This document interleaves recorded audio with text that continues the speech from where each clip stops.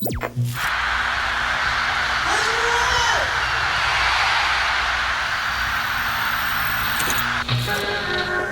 这7个小时之后，我爱上这个。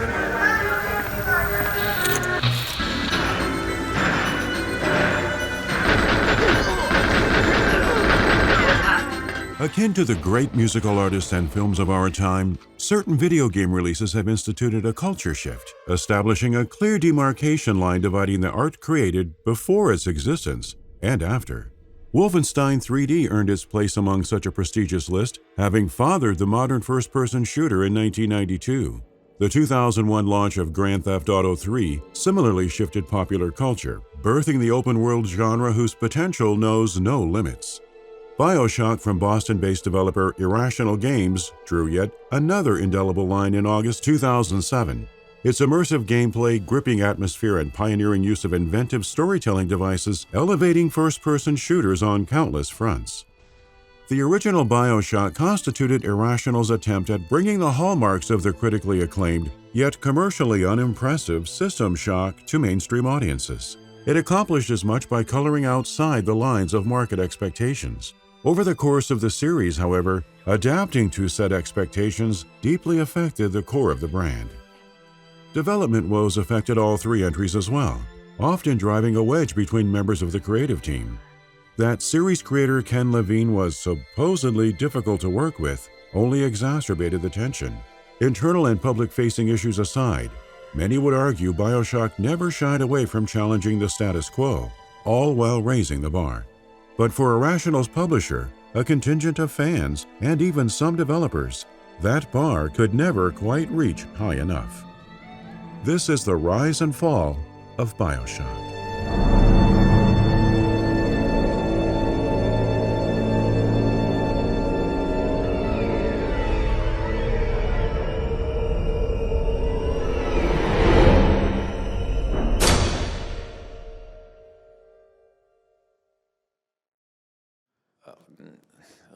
No, I mean, there's the three co-founders of Irrational, only one of us, you guys hear me, by the way, okay? Okay. Of the three co-founders, only one of us had ever shipped a game before, Rob Fermier and John Che. Founded in 1997 by Ken Levine, Jonathan Che, and Robert Formier, Irrational Games started as an outfit primarily comprised of alum from System Shock studio Looking Glass. Fittingly, co-development efforts with Looking Glass on 1999's System Shock 2 marked Irrational's industry debut. It was far from a bad first outing, considering the follow-up garnered enough critical acclaim to be dubbed Game of the Year several times over. Glowing reception did not translate to blockbuster success, however. Thus, try as he might, Levine had no luck securing a green light for the team's proposed System Shock 3. The designers sent a rudimentary pitch document for the third game to publisher Electronic Arts 1 year after System Shock 2's release, outlining a resolution for the cliffhanger ending. EA dismissed the proposal, presumably because of the sequel's poor sales performance. An insatiable hunger for additional adventures in the System Shock universe drove Irrational to quietly manage a pet project, one the studio tinkered with while developing Freedom Force and Deep Cover, the latter a canceled joint endeavor with Looking Glass. Levine's idea for the side project stemmed from an interest in further exploring the freeform gameplay and immersive storytelling that permeated System Shock. Brainstorming sessions began around 2001. By 2002, Irrational had built a bare-bones demo on the original Xbox using Unreal Engine 2 technology. According to a Eurogamer profile on BioShock's production, the demo took place aboard a space station overrun with genetically mutated creatures whose conceptual stylings harken back to B-movie sci-fi fare. The mutants in question included the likes of Eelman and Jellyman, while the narrative that prompted their existence followed Carlos Coelho, a deprogrammer tasked with rescuing cult members and reversing their psychological conditioning. Centering the earliest version of BioShock around a cult was born out of necessity. The team needed something as it ironed out various game design elements. Impressively, even the 2002 build boasted tentative game systems split into three main pillars: protectors, harvesters, and drones, all of which later manifested as Big Daddies, Splicers, and Little Sisters, respectively. The Coelho starring narrative didn't occupy the playing field for long, eventually morphing into another pitch that positioned an abandoned genetics lab run by Nazis as its backdrop. Neither of these nascent ideas sparked the interest of publishers, given that Atari, Codemasters, and EA rejected Irrational System Shock-esque concept. 2K Games, on the other hand, inked a deal in 2004 on the good faith of little more than ideas about game systems. Levine explained that without Big Daddies, Little Sisters, and antagonist Andrew Ryan in the picture at the time, 2K's commitment showed a lot of vision. Irrational put that faith and the publisher's expansive budget to good use quickly.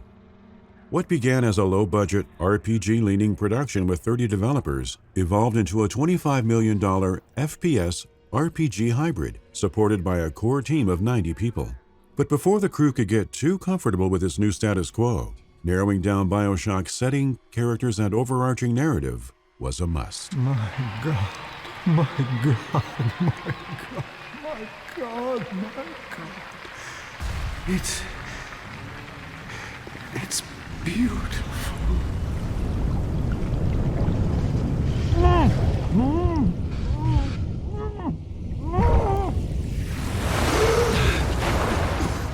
The once shining underwater city of Rapture floated to the surface during Ken Levine's visit to Manhattan. Setting his eyes upon the splendor of the GE building at Rockefeller Center planted the Art Deco seed. Couple that with the plaza's bronze statue of Atlas trapped beneath the weight of the world, and BioShock's visual style and philosophical backbone ostensibly came together all at once. Levine's Manhattan trip additionally inspired the story behind BioShock, specifically with respect to the plaza's historical beginnings. Planning to build a new opera house at the location, the Metropolitan Opera initiated the construction of New York City's Rockefeller Center in 1928, then retracted its funding amid the stock market crash the following year. J.D. Rockefeller's need to make a profit from the land ultimately resulted in the oil tycoon taking out a multi-million-dollar loan and partnering with broadcasting companies RCA, RKO, and NBC in hopes of establishing a massive entertainment center. The fictional Andrew Ryan would similarly erect an architectural marvel against all odds, one nestled deep within the waves of the North Atlantic Ocean. BioShock's business magnate didn't only draw influence from J.D. Rockefeller. Andrew Ryan's name, personal history, and objectivist political ideology were derived from 20th century writer and philosopher Ayn Rand. The late author's 1,000-page opus, Atlas Shrugged, explored her belief that selfishness, not altruism, should guide human behavior. Rand opposed the welfare state, thinking it a parasitic system that gnawed away at the productive capabilities of the individual. Atlas Shrugged pondered the ramifications of the rich and talented, an analog for Atlas finally freeing themselves of the world's weight. Ayn Rand wrote a novel to test the boundaries of rational self-interest. Andrew Ryan built a utopia, Rapture, where the artist would not fear the censor, where the scientist would not be bound by petty morality, and where the great would not be constrained by the small. Interestingly, embracing Rand's political philosophy as the intellectual underpinnings of Rapture's rise and demise helped the studio zero in on a solution to its long-standing problem with Little Sisters. Irrational had already divided BioShock's key pillars into protectors, harvesters, and drones, the latter carrying a valuable resource, Adam, that harvesters would kill to retrieve, thus justifying the existence of stalwart protectors like Big Daddies. Drones went through several phases of evolution throughout development. They began as slugs, a concept the team abandoned over concerns players would carelessly squash them. Turning drones into figures with whom users could empathize seemed ideal, engendering concepts that replaced small slithering bugs with dogs in wheelchairs. Little girls were ultimately adopted as Rapture's resource carriers, though art director Nate Wells later divulged the internal wariness that pervaded the decision. Developers balked at the thought of purposefully harming young children in a game. In addition to fearing public backlash, 2K Games rang alarm bells because of how ratings boards would potentially perceive the behavior. The solution came twofold: making Little Sisters invulnerable to player attacks, and injecting Randian objectivism into binary moral choices, which were distilled through harvest or rescue options. Harvesting killed Little Sisters, a selfish act that reduced them to slugs harboring the substance capable of genetically altering Rapture's denizens. The altruistic alternative resided in rescuing the girls, freeing them from their conditioning, and restoring their innocence. This level of consequential decision-making layered the first-person shooter with intellectual depth.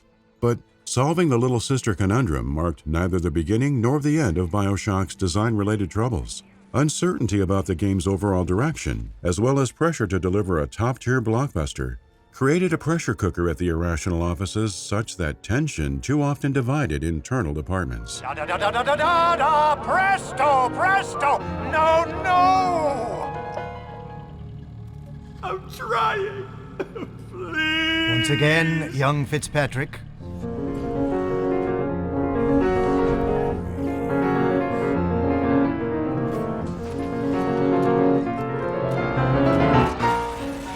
Speaking with IGN around the time of the game's 2004 announcement, Ken Levine remarked that before partnering with 2K Games, Irrational had previously been in no hurry to present BioShock to prospective publishing partners. The studio first focused on pinpointing the project's identity and design, preferably sans the input of external marketing departments that would involve themselves early for purposes of maximizing future profits.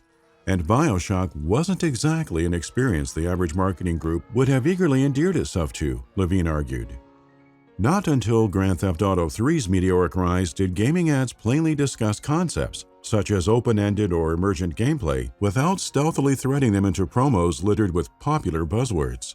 Levine and company believed the tide was turning, though, thanks in part to the positive reactions that greeted BioShock's reveal. Players craved innovation, and Irrational planned on delivering. One initial design pitch described BioShock as a modern-day nightmare of the terrifying nexus between religious fanaticism and unbounded science in an undersea complex. Yet even while leaning into the now iconic Art Deco style, Irrational developers struggled with nailing down a visual language that complemented the pitch. Earlier versions of the undersea colony boasted levels adorned with industrial-looking space corridors where bog-standard mutated creatures roamed. Former Irrational staffers claimed these complications grew from a rift between the art and design departments. It took the collaborative efforts of two relative newcomers, level designer J.P. LeBreton and level artist Hoagie de la Plante, before the location's general aesthetic found its footing.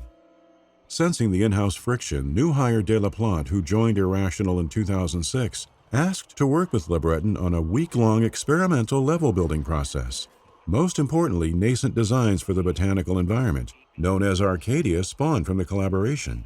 Impressed by their work, Levine showcased the Arcadia level to staff, labeling it the bar to reach for all of BioShock's explorable spaces.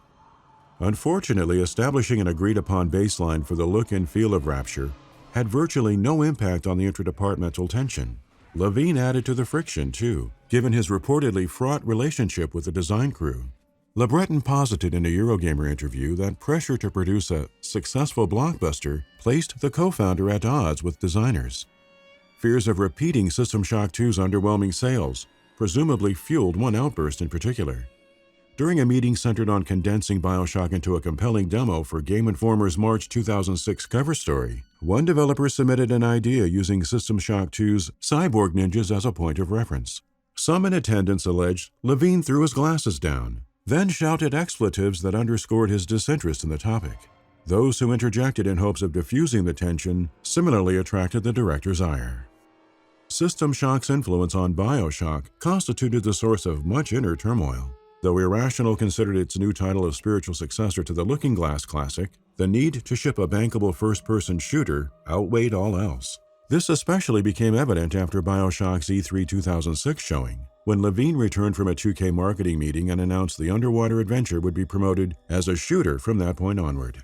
The creative director assured staff the game hadn't lost its identity as a smart FPS RPG hybrid, but explained that a few tweaks were critical to attracting the Halo market.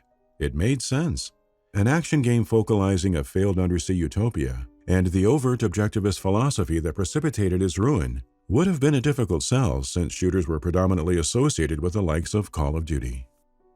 The pressure never hit a standstill either.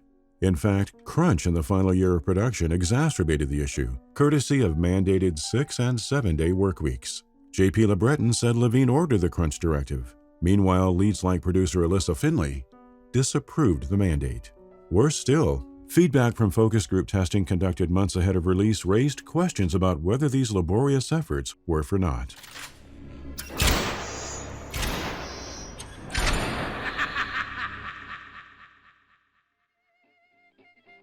BioShock has an amazing opening sequence that I can't imagine the game without it, with the plane and sort of the crash. But I understand that didn't come online until like the very end of development. Sean, is that true? We had a couple of really depressing playtests. Early in 2007, the BioShock creators hosted focus group testing sessions that didn't go as well as anticipated. Their brutal feedback delivered a huge blow to morale. For one, players mocked Atlas's accent, while expressing immediate distrust in the character meant to initially feel like an ally. BioShock zombie-like enemies counted among the more confusing factors for testers. Other noteworthy complaints pointed out how dark the shooter looked. But most debilitating was how many users understood neither the story nor what they were supposed to do. And apparently at least one participant had no idea they'd been exploring a city beneath the sea. Fully aware of the title's esoteric themes, developers expected testers would have difficulty grasping everything set before them. Yet no one prepared themselves for BioShock's brief turn as a laughingstock. Thus, as the unfavorable feedback flooded in, so too did self-doubt. Regardless, addressing the criticism seemed the natural path forward. Fixes added following the focus group testing even fostered some of the game's most memorable qualities. BioShock's lighting system received an overhaul, for example. In addition, developers reworked the controls and implemented a large quest arrow that provided players with better navigation tools.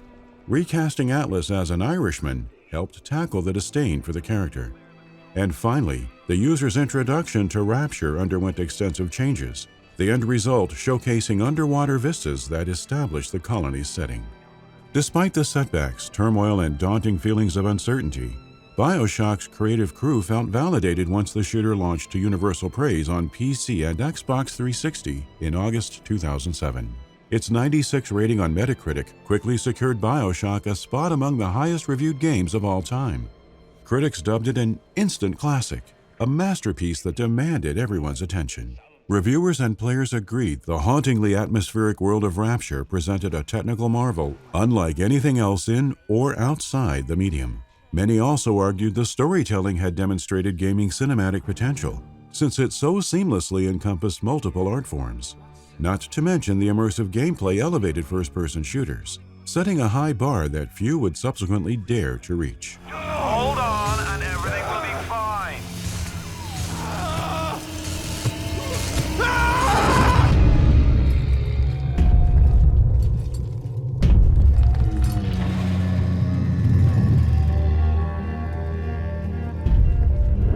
Unlike its ancestor, BioShock enjoyed both critical and commercial success, having hit a milestone of 4 million copies sold by March 2010. Ken Levine viewed the positive reception and strong sales as evidence that players craved the types of thought-provoking interactive experiences his studio specialized in. But the crew at 2K Boston, so named following 2K Games' 2006 acquisition, weren't interested in revisiting the sunken halls of Rapture. A sequel wasn't the right thing for 2K Boston, Levine admitted in a GameSpot interview. The outfit's parent company had other plans in mind. In December 2007, publisher Take-Two Interactive announced the formation of 2K Marin, a new developer under its 2K Games label located in Novato, California. About half a dozen BioShock veterans seeded the Marin office, with series producer Alyssa Finley serving as founder and executive producer.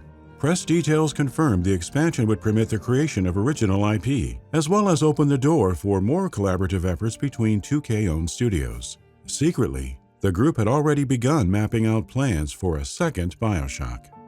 Finley brought Jordan Thomas on board as BioShock 2's creative director, a big leap for someone who'd previously been a level designer. Still, Thomas's vision proved rather ambitious.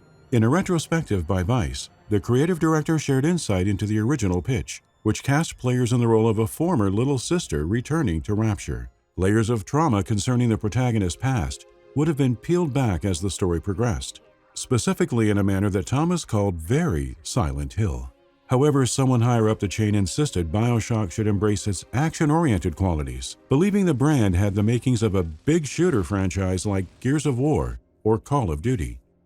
Regardless of what awaited them at the finish line, 2K Marin developers tried protecting the established BioShock canon above all else. Dissecting how best to accomplish as much helped determine the primary concepts that guided development, namely Rapture's return, the humanization of the relationship between big daddies and little sisters, and the positioning of an ex-little sister at the story center. Upper management had its mandates too, according to Thomas and lead designer Alan Good, one of which required multiplayer to justify the sequel's launching at full price. Another mandate prioritized a PS3 port for the original BioShock. And finally, the publisher wanted the project on store shelves within 2.5 years. These were tall orders for a studio assembling a brand new team and building the follow-up to a venerated masterpiece. In pursuit of its lofty goals, 2K Games provided Marin with support from 2K Boston and 2K Australia. The publishing house additionally outsourced Digital Extremes for its multiplayer expertise, ensuring the lead team could steer its energy towards delivering a worthy BioShock sequel. Despite the time constraints and their myriad limitations, Thomas and company hardly wanted to retrace previously taken steps. The creative director advocated against orchestrating an M. Night Shyamalan-style gotcha twist, feeling at risk duplicating the original. This meant stripping away the "would you kindly" mind control motif to instead centralize how the player's actions impacted the in-game world. 2K Marin funneled the new approach through additional thematic departures. Firstly, BioShock 2 paid closer attention to the regular people in Rapture, emphasizing smaller stories and intimate relationships, whereas its predecessor depicted grand ideas about the city's elite. As a result, the sequel did far more than meditate on free will, thus amplifying the weight of moral choices regarding the Little Sisters. And it all required a very specific story, starring a certain type of character.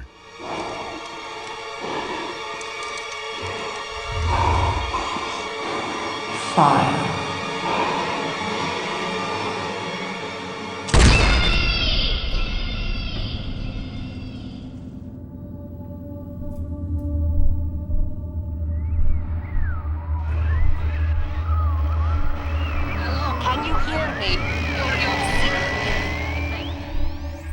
Set 10 years after the first game, the script Thomas penned for BioShock 2 dropped users back into Rapture, where Bridget Tenenbaum, the geneticist responsible for Adam and the Little Sisters, awakened an original Big Daddy prototype and restored his free will. Playing as a model from the first line of protectors allowed audiences a view of Rapture from the perspective of a man out of time. If BioShock starred an outsider discovering a secret society, its successor focalized an insider reacquainting himself with the metropolis. The relationship between Little Sisters and their protectors suddenly gained an added layer of nuance when Subject Delta took the lead. While the moral choice to either rescue or harvest Little Sisters remained intact between games, executive producer Alyssa Finley maintained in a Digital Spy sit-down that the decision held more weight. Unlike Jack in BioShock, Subject Delta didn't feel like a stranger given that Little Sisters inherently trusted Big Daddies. What the player did with said trust drove the sequel's most significant choices. All in all, 2K Marin aimed to produce an experience whose deep dive into morality read as more fuzzy-edged when compared to the 2K Boston title. A broader range of sympathetic characters were crafted in pursuit of this goal, though larger-than-life figures like Sophia Lamb gravitated towards the center of attention. Lamb, in particular, constituted the perfect polar opposite of Andrew Ryan, assuming control of Rapture following his death. Philosopher John Stuart Mill and socialist Karl Marx provided the building blocks of Lamb's creation, her altruistic ideology enforcing the notion that everyone should treat the rest of the world as they would their own children. In true BioShock fashion, Lamb imposed extremes which blurred the lines between secular and religious altruism, to the point of bearing an uncomfortable number of qualities in common with cult leaders like Jim Jones. 2K Marin planted Big Sisters in the middle of Subject Delta's brewing conflict with Lamb. The mantle of Big Sister initially belonged to a sole character, Eleanor Lamb, Sophia's daughter, and the Little Sister formerly bonded to Subject Delta. Speaking to Games Radar months after release, Thomas explained that players would have fought Eleanor frequently. However, this course for the character left her feeling too far gone, fragmented in a way that allowed for no redemption. The director also rejected the implication of a twist wherein the story suddenly unveiled the main antagonist as the protagonist's assigned Little Sister. Ultimately, a combination of pressures engendered the shift where multiple Big Sisters functioned as enforcers before Eleanor later adopted the role. Big Sisters represented more than an interesting narrative touchstone. Mechanically, they made for the ideal opposition to a playable Big Daddy. The diving suit-wearing enemies in BioShock dealt with a lot of bulk, an unfitting design for a leading character in first-person shooters. Subject Delta's status as an early model protector informed the creation of a faster, more agile suit. ensuring he stood a chance against the especially spry Big Sisters who were kitted out with powers that provided yet another combat advantage. In terms of sprucing up the gameplay, Jordan Thomas told Eurogamer the project started as an examination of what the 2000 title didn't do and what it could have handled better. BioShock's upgrade systems, which included weapon improvements, gene tonics, and plasmid modifiers, were nothing if not solid, but 2K Marin knew customization needed more depth. A wider range of specialization options entered the mix in BioShock 2 as a result, though the franchise's shooting mechanics received the most measurable enhancements thanks to guidance from designer Zach McClendon.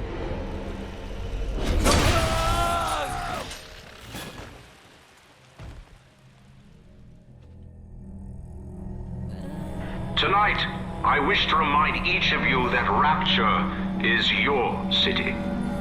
It was your strength of will that brought you here, and with that strength, you shall rebuild. Of course, the Big Daddy starring campaign served as only one part of the sequel's overall offerings. Produced and released during the height of tacked-on multiplayer modes, BioShock 2 featured a narrative-driven online component known as Fall of Rapture. Developers got word during pre-production that the sequel needed to expand what it meant to be a BioShock game. This note, presumably from 2K Games leadership, nudged 2K Marin in the direction of an online suite, inspiring several loose concepts that were too complicated. For instance, Jordan Thomas and lead designer Alan Good referenced an MMO-like proposal in a Tech Radar interview, describing it as self-contained and perpetual. 2K ultimately outsourced the multiplayer to Unreal co-creator Digital Extremes, which built a more reasonable online component because of the roughly 2-year development cycle.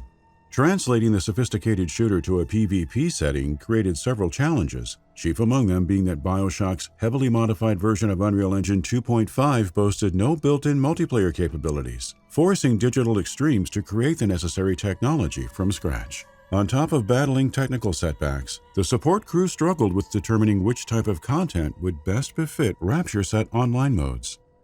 One embryonic version pitted 9 users against a playable Big Daddy in an asymmetrical experience that was sidelined due to balancing issues. PvP seemed the optimal route, although the established gameplay required fine-tuning. According to senior producer Melissa Miller, adjusting the pacing of maps in multiplayer proved especially integral. The single-player campaign let users pause and consider the best path forward. Online battles offered no such options. Limiting loadouts to 2 plasmids, 2 weapons, and 3 gene tonics helped combat the PvP balancing concerns, which developers hoped would encourage players to stick with Fall of Rapture long-term. Digital Extremes further stretched the mode's potential appeal by exploring a prequel narrative, recognizing multiplayer as the perfect opportunity to delve deeper into Rapture's past between the years of 1959 and 1960. Though beset by a violent civil war, the Rapture of this period still held glimpses of beauty in areas such as Arcadia Bay and Fort Frolic. Players could explore the city through a new lens, one wherein Andrew Ryan's original vision didn't feel so distant. A man chooses. A slave obeys. BioShock 2's single-player and multiplayer successes weren't possible without impeccable teamwork. The Marin office staffed up quickly upon opening its doors, going from a headcount of 8 to 80 in record time. But rapid growth never hindered the team dynamic. If anything, Jordan Thomas viewed 2K Marin's approach as egalitarian to a fault, suggesting that perhaps everyone on staff had too much of a say. As a first-time creative director, Thomas gave all developers a voice, believing BioShock 2 was much bigger than any one creative mind. He may have felt some reservations about this method in hindsight, yet members of the crew appreciated the collaborative environment. It paid off tremendously, too. 2K Games lifted the veil on BioShock 2 in March 2008. The excitement quickly reached a groundswell, although news about the newly founded development team and online play fostered a degree of skepticism. For the most part, 2K Marin proved the doubters wrong when the title garnered acclaim at launch in February 2010. The sequel didn't earn review scores high enough for a place among the upper echelon of gaming greats like the original. However, most agreed BioShock 2 amounted to nothing less than a worthy second entry. Plus, the Minerva's Den DLC won over series faithful with an emotionally gripping storyline comparable to the 2K Boston-developed adventure. Across these few experiences existed the foundation of what would later be dubbed, albeit condescendingly, walking simulators. Former BioShock developers went on to produce Gone Home and Firewatch, for example. Bearing that trajectory in mind, onlookers might have assumed the BioShock brand had a clear path ahead of it. But during the time in which the Marin studio descended into the depths of Rapture, franchise creators in Boston had their heads in the clouds, crafting a universe or multiple universes where the variables were infinite. What in the world is...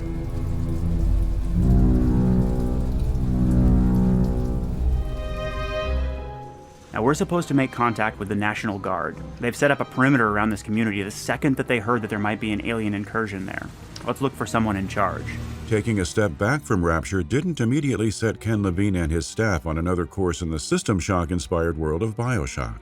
2K Boston instead cast its gaze towards another classic PC game, XCOM.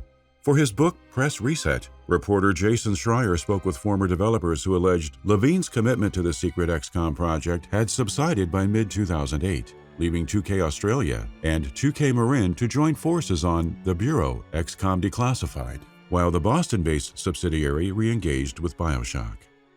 The earliest ideas for what would become BioShock Infinite were conceived as far back as February 2008. Levine informed The Guardian that Infinite's 1912 backdrop settled into place first, with the City in the Sky concept coming online sometime thereafter. The American exceptionalism bent manifested much later, each idea coalescing into one thanks to the influence of Eric Larson's The Devil in the White City. Multiple 2K Boston artists were engrossed in the historical nonfiction book, reading about the architect behind the Chicago World's Fair of 1893, and the serial killer who used the fair as a lure for unsuspecting victims. Levine considered the New York Times bestseller a mirror of the United States' then concurrent events, thus believing Devil in the White City a perfect point of reference for the creation of a floating metropolis that exemplified American idealism. And out of that motif blossomed the vibrant visuals, accentuated by the beaming sun rays, high-flying national flags, and godlike effigies honoring the Founding Fathers. Columbia signified Rapture's polar opposite in every sense. Rapture represented a graveyard, a time capsule rife with disturbing histories for players to unearth, whereas Columbia offered a lively world whose tragedies users could experience firsthand. Beneath the perpetual July 4th veneer rested something sinister, discomforting truths nestled within harrowing political and religious ideologies.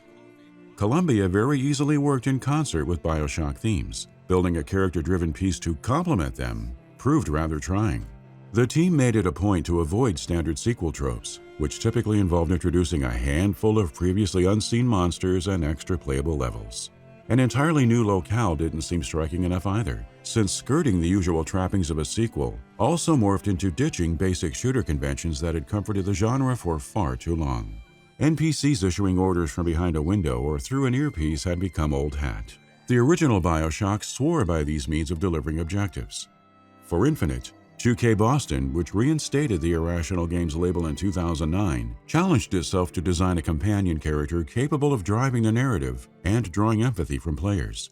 They named the character Elizabeth. Hello. Hey! Knock it off! Games of the past had featured meaningful AI companions, but Elizabeth's injection into BioShock presented obstacles that were fairly novel for the time. On one hand, the ways in which she enhanced the gameplay had to correspond with the abilities of player character Booker DeWitt, though Elizabeth's powers couldn't prove so dominant that she led the action and consequently outshined the playable hero. Still, her gameplay involvement demanded noticeable impact, requiring a balancing act on Irrational's part that bled into her narrative function as an NPC. Making Elizabeth believable, worthy of sympathy even, was another challenge, given that BioShock and countless of its FPS contemporaries had conditioned users to either kill non-playable characters or view them as commodities. Unsurprisingly, technical and logistical complications arose from these lofty ambitions. Developers argued in favor of cutting Elizabeth from the game on more than one occasion. While she ultimately crossed the finish line, several so-called doomed projects fell by the wayside, dedicated multiplayer constituting one example. Ken Levine noted not long after Infinite's 2010 announcement that online support wouldn't be a guarantee. Job advertisements posted in May 2012 indicated Irrational had big plans for multiplayer though, with sources later confirming 2 separate modes were once in development. Polygon sources claimed one mode, Border Control, offered tower defense-style cooperative gameplay, its design style mimicking political cartoon art that targeted young children for propaganda purposes. Meanwhile, former developers who spoke with Kotaku said the tentatively titled Spec Ops shared similarities with modes of the same name in classic Call of Duty Modern Warfare entries, in which 4 players worked cooperatively to navigate levels borrowed from the campaign. The studio put both on hold so resources could be diverted elsewhere. When BioShock 2's Jordan Thomas rejoined Irrational to steer Infinite on course, he and Levine agreed the multiplayer efforts were impractical. After all, the main story needed every bit of help Irrational and its sister studios could muster. Apparently, such a need emerged because the project had suffered a distinct lack of focus. When asked to address Infinite's developmental woes in a 2016 Rolling Stone interview, Levine cited a number of factors regarding the structure of the development house. Working across continents between the Boston and Australian arms complicated matters, of course, but the creative director insisted the real disruption stemmed from Irrational having to rebuild its internal team. A number of key BioShock developers moved to BioShock 2 in 2007, shattering the work culture and creating a schism that never properly repaired itself. One key departure included co-founder Jonathan Che. The head of 2K Australia, Che represented the Yang to Levine's Yin, in that the former led the production side of things while the latter managed the creative. Che's exit in 2011 saddled Levine with the responsibility of wearing both hats, admittedly unfamiliar territory for the acclaimed visionary.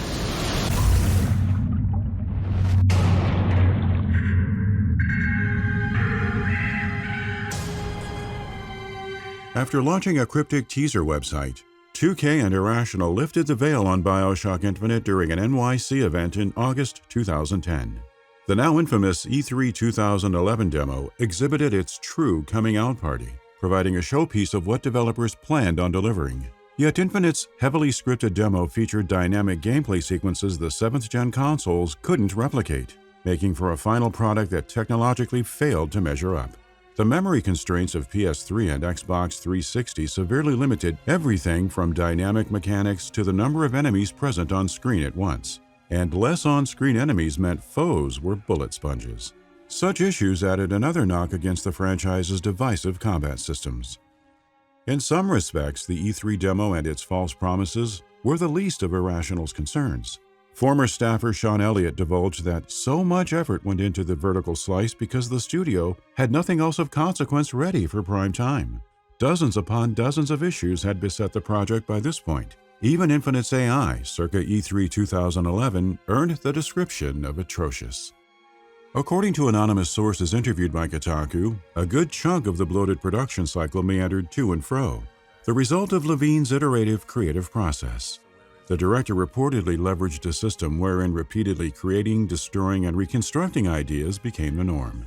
This method served the project well in certain cases, having benefited the skyhook mechanic that nearly hit the cutting room floor multiple times. However, this one mode of traversal absorbed resources for lengthy periods, distracting from key areas of design that hadn't been finalized years into development. BioShock 2's Jordan Thomas and Rod Ferguson of Gears of War fame helped turn things around upon boarding the Infinite crew in 2012. Thomas guided the production away from iterative tactics, using his talents to assemble the disparate parts of Levine's vision, then cohesively mold them together. Similarly, Ferguson, in the role of VP of Development, established a manageable path forward by providing structure and assigning actionable goals. Many developers later posited the title may not have launched without guidance from Thomas and Ferguson. Praise the Lord. Reach out, brother. Praise be to the fountains. Glory be. I baptize you in the name of our prophet, in the name of our founders, and the name of our Lord.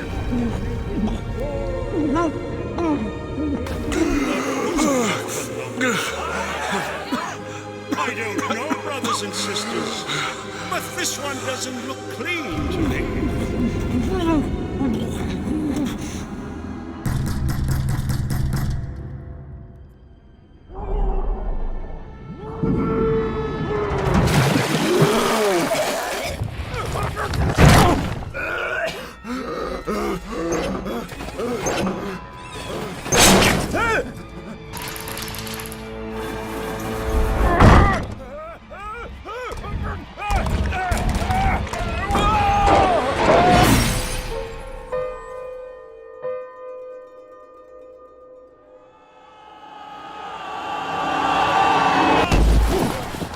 BioShock Infinite finally landed in stores in March 2013 after multiple delays. Met with rave reviews, the series had yet again pushed the medium into a bold new direction. Its handling of subject matter such as racial segregation in the 20th century felt eerily prescient, though divisiveness about its politically pessimistic arc for insurgency leader Daisy Fitzroy dominated much of the conversation. The uninspired gameplay further disappointed critics and players who lamented that BioShock played like an average shooter.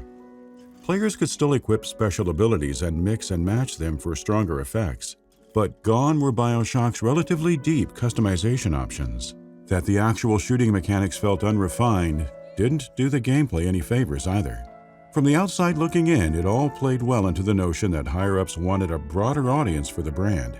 This much held true regarding Infinite's marketing campaign at least, with Levine admitting that ads purposefully focused on the action to attract those who purchase games off the shelf with minimal knowledge, hence the generic cover art that relegated Elizabeth to the back of the box. Over the course of 3 entries, BioShock had somewhat capitulated to market pressure, the very thing Irrational originally bucked against. And it apparently took a toll on Levine, who began downsizing the studio's workforce during production of the Burial at Sea expansions. Internally, the executive expressed doubts about the viability of producing another AAA title in the then-current video game landscape. Even so, most were surprised when Levine shuttered the studio in February 2014 to form a much smaller company, Ghost Story Games, with roughly a dozen Irrational veterans. 2K Games hasn't given up on the property. Despite the delays, overrun budgets, and a PlayStation Vita spin-off that was unlikely to ever see the light of day, BioShock still holds plenty of promise. New development firm Cloud Chamber Studios entered production on the next installment years ago. As yet, uncorroborated rumors allege the adventure will explore an Antarctic setting. Precedent suggests it may trace the footsteps of its forebears, perhaps centralizing a larger-than-life figure whose hubris and inordinate ambitions send the world tumbling down around them. As the industry continues rinsing and repeating exhausted visuals and gameplay systems, BioShock fans can only hope future entries retain the IP's distinctly unique qualities, some of which got lost in the shuffle over time. But so long as there's a lighthouse, a man, and a city, there will never exist a limit to the stories worth telling in the universe where choosing the impossible requires nothing more than the sweat of the brow. He's buckered away. No. I'm both.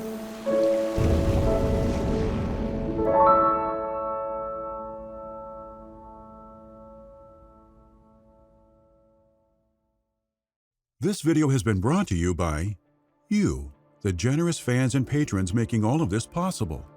From having your name appear in the credits, or even narrated by me, to gaining early, ad-free access to our entire library of content, those who support us on Patreon will not only become part of the awesome community that enables us to make these videos, but receive a host of exciting rewards as a token of our gratitude. If you are interested in contributing to our work and helping our channel grow, head over to our Patreon page to discover all of the exclusive content and reward tiers we have on offer. Thank you for your support.